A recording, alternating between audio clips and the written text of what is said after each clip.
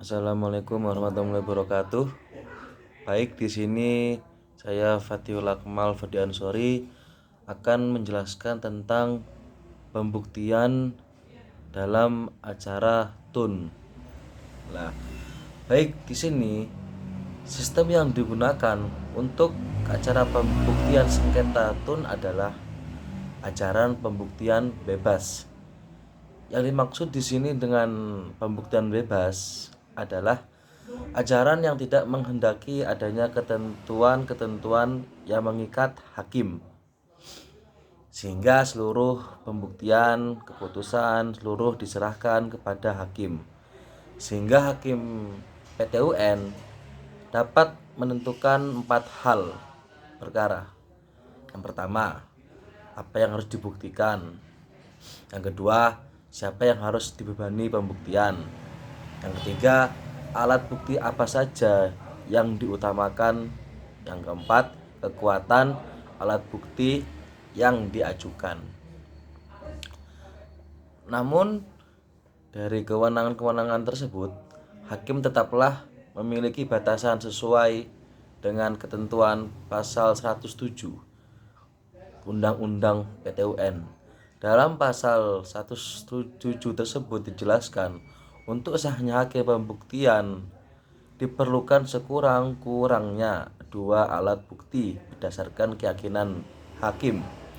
Alat bukti yang dipilih hakim juga harus sesuai dengan ketentuan alat bukti undang-undang. Dengan begitu, pembuktian pada PTUN bisa dikatakan pembuktian bebas terbatas. Kemudian juga dalam pasal 100 ayat 1 Undang-Undang PTUN ada 5 bukti yang digunakan dalam hukum acara PTUN. Yang pertama itu surat atau tulisan.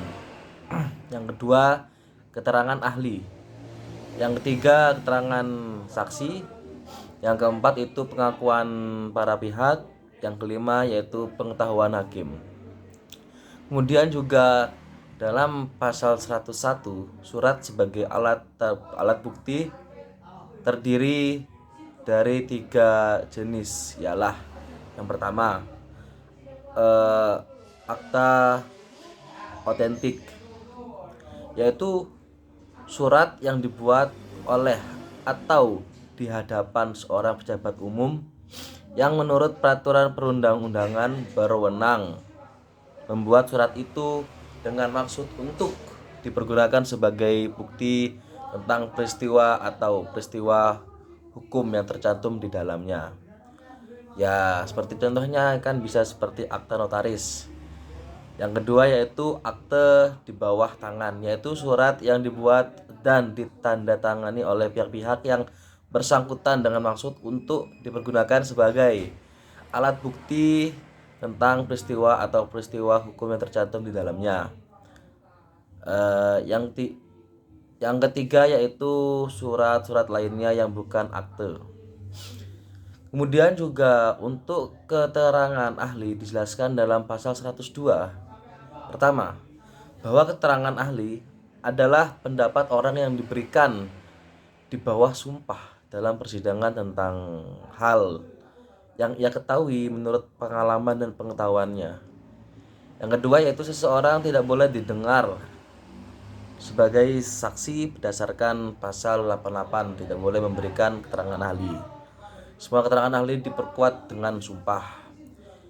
Kemudian keterangan saksi menurut undang-undang. Semua keterangan saksi diperkuat dengan sumpah.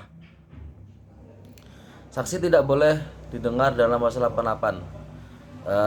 Keluarga, saudara atau semenda menurut garis keturunan lurus ke atas atau ke bawah sampai derajat dari salah satu pihak yang bersengketa.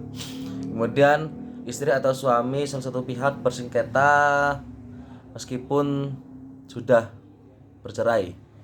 Yang ketiga, anak yang belum berusia 17 tahun. Yang keempat yaitu orang sakit ingatan. Kemudian keterangan para pihak di sini maksudnya adalah keterangan sepihak dari salah satu pihak, baik itu penggugat maupun tergugat dalam satu perkara. Pengakuan ini bisa dilakukan Hmm, bisa dilakukan oleh kuasa hukum pihak yang berperkara sebagai perwakilan dari para pihak yang berperkara. Pengetahuan harus hakim dijelaskan dalam pasal 106 adalah hal yang olehnya diketahui dan diyakini kebenarannya.